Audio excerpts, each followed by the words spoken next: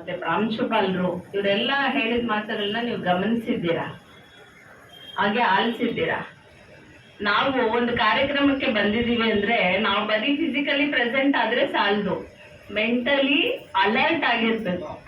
ಒಂದ್ 5 ನಿಮಿಷ ಎಲ್ಲರೂ ಫೋನ್ಸ್ಗಳನ್ನ ಏನು ಸೈಲೆಂಟ್ ಮೋಡ್ಗೆ ಅಥವಾ ವೈಬ್ರೇಟರ್ಗೆ ಹಾಕಿದ್ರೆ ಒಂದ್ 2-3 ಅವರಲ್ಲಿ ನಮ್ಗಾಗೋ ಸಂಪಾದನೆ ಏನು ನಷ್ಟ ಆಗಲ್ಲ. ನಾನು ಈ ಮಾತನ್ನ ಯಾಕೆ ಹೇಳ್ತಿದ್ದೀನಿ ಅಂದ್ರೆ, ನಮ್ಮ ಗೋಡ್ಕನಲ್ಲಿ ರಾಮಯ್ಯ ಸರ್ ಒಂದ್ ಮಾತು ಹೇಳಿದ್ರು, ನಮ್ಮ ಮುಂದೆ ಏನಾದ್ರೂ ನಡೆದ್ರೆ ಅದನ್ನ ಪ್ರಶ್ನೆ ಮಾಡೋ ಎದೆಗಾರಿಕೆ ಮೊದಲು ನಾವು ಕಲಿಬೇಕು. ನಮ್ಮ ಮುಂದೆ ಏನೋ ಮಿಸ್ಟೇಕ್ ಆಗ್ತಿದೆ, ಅದು ನೀವು ಹೇಗ್ ತಗೋತೀರೋ ಬಿಡ್ತೀರೋ, ಬಟ್ ಅದನ್ನ ಪ್ರಶ್ನೆ ಅಂತೂ ನಾವು ಮಾಡ್ಬೇಕು ಅನ್ನೋ ಮಾತನ್ನು ಹೇಳಿದ್ರು.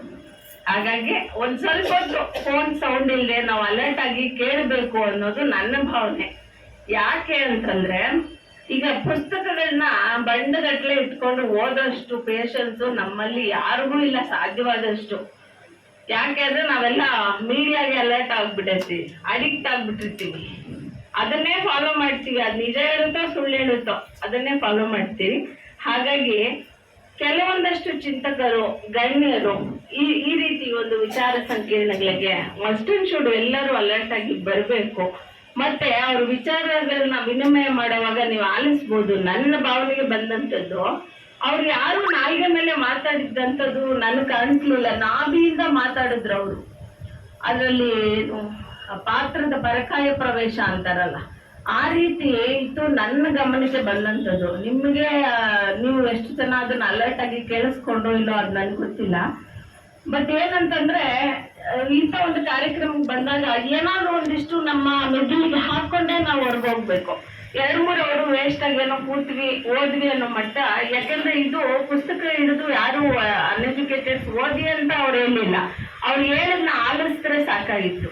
ಆಲಿಸಿ ಗಮನ ಇಟ್ಟು ಬ್ರೈನ್ಗೆ ಒಂದ್ ಸ್ವಲ್ಪ ಹಾಕೋಬೇಕು. ಯಾಕೆಂದ್ರೆ ನಾವು ಅಲರ್ಟ್ ಆಗಿ ಈಗ ಜಾಗೃತರಾಗದೆ ಹೋದ್ರೆ ಮುಂದಿನ ಪೀಳಿಗೆ ಏನು, ಒಂದ್ ಸೆಕೆಂಡ್ ಯೋಚನೆ ಮಾಡಿ, ಈ ಸಂವಿಧಾನ ಈಗಿರೋ ಪ್ರೆಸೆಂಟ್ ಫೆಸಿಲಿಟಿ ನಮ್ಗೆ ನಾವೇನ್ ಲೀಡ್ ಮಾಡ್ತಿದ್ರಿ ಲೈಫು, 1 ಸೆಕೆಂಡ್ ಇಲ್ಲ ಅಂತ ಯೋಚನೆ ಮಾಡಿ, ಹೆಂಗಿರುತ್ತೆ ನಮ್ಮ ಪರಿಸ್ಥಿತಿ, ಹೆಂಗಿರುತ್ತೆ ಪರಿಸ್ಥಿತಿ. ಫಸ್ಟ್ ಆಫ್ ಆಲ್ ಹೆಣ್ಮಕ್ಳು, ಇಲ್ಲಿ ಸಾಕಷ್ಟು ಜನ ಹೆಣ್ಮಕ್ಳು ಬಂದಿದ್ದೀರಾ, ನನಗೆ ತುಂಬಾ ಖುಷಿ ಆಗುತ್ತೆ.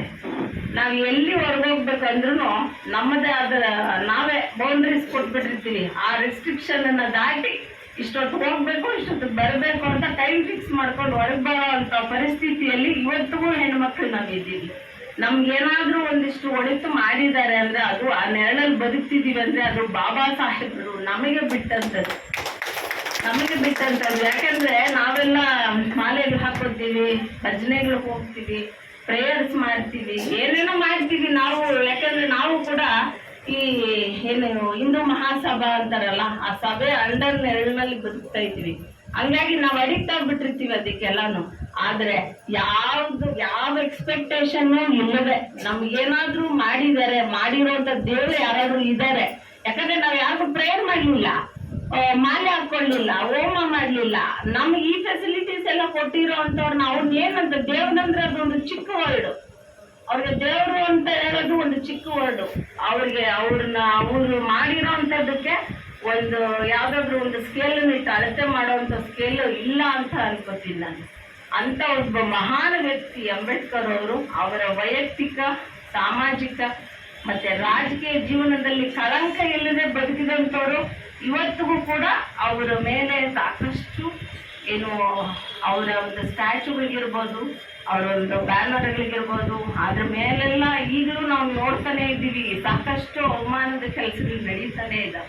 ನಾವೆಲ್ಲ ಎಷ್ಟು ಜಾಗರೂಕರಾಗಿದ್ದೀವಿ, ಎಷ್ಟಿದ್ರು ಸಾಲದು, ನಾವು ಇನ್ನೂ ಅಲರ್ಟ್ ಆಗಿರ್ಬೇಕು ನಾವು ಅಂತ ಹೇಳ್ತಾ. ಹಾಗೆ ನಮ್ಮ ಕೊಡ್ಕಲ್ಲಂಗಿ ರಾಮಯ್ಯ ಸರ್ ಅವರು ಈ ಚಳುವಳಿಕೆಯ ಬೇರು ಎಲ್ಲಿಂದ ಹುಟ್ಟಿತು, ಹೇಗೆ ಬಂತು ಅನ್ನೋದನ್ನ ಸವಿಸ್ತಾರವಾಗಿ ನಮ್ಗೆ ಹೇಳಿದ್ದಾರೆ.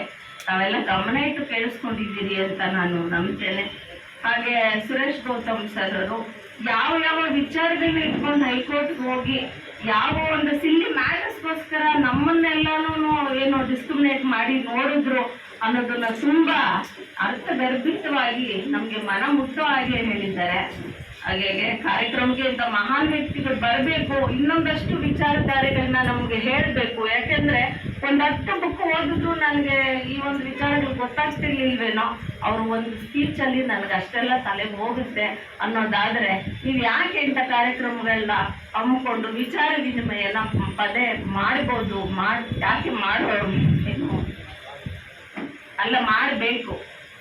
ಪದೇ ಪದೇ ಈ ತರ ಕಾರ್ಯಕ್ರಮಗಳ ಮಾಡಿ ಇಂಥ ವಿಚಾರವಂತರನ್ನ ಕರೆದು ನಮ್ಗೆ ಇನ್ನೊಂದಷ್ಟು ತಲೆಗೆ ತುಂಬಿಸುವಂತ ಕೆಲಸನ ನಮ್ಮ ಸುರೇಶ್ ಪದ ಸರ್, ಹಾಗೆ ನಮ್ಮ ಪ್ರಧಾನ ಸಂಚಾಲಕರಾದಂಥ ಬೆಟ್ಕೋಟೆ ಸರು, ಗೌತಮ್ ಮೆಹ್ಲಿ ಸರ್, ಇವರೆಲ್ಲರೂ ಮೇನ್ ಪಿಲ್ಲರ್ಸ್ ಇದ್ದಾಗ ಇವರೆಲ್ಲರೂ ಕರೆಕ್ಟಾಗಿ ನಮಗೆ ಫಾಲೋ ಕೊಡಬೇಕು ಅಂತ ಹೇಳ್ತಾ, ಹಾಗೆ ಇಲ್ಲಿವರೆಗೂ ಮಾತಾಡಿದಂಥ ಎಲ್ಲರ ಮಾತುಗಳನ್ನು ಕೇಳಿದ್ದೀರಿ.